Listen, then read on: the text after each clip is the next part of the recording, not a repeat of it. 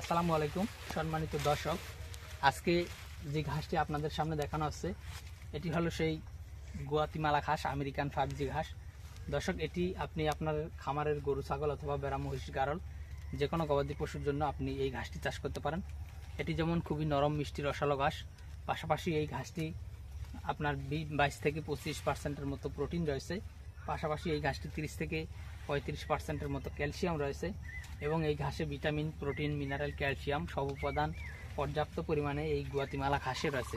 দর্শক, এই ঘাসটি ফলনও হয় অন্যান্য ঘাসের থেকে দ্বিগুণ, প্লাস আপনার এই ঘাস গরু প্রচুর পরিমাণে খায়। দর্শক, এই ঘাসটি প্রচুর পরিমাণে খাওয়ার একটি কারণ হলো এই ঘাসে আপনি দেখেন গোড়া থেকে যদি দেখাই, ডাটা একেবারেই কম, কিন্তু পাতা দেখেন, আপনি যদি উপরে দেখেন যে ডাটা নেই কিন্তু পাতা অনেক।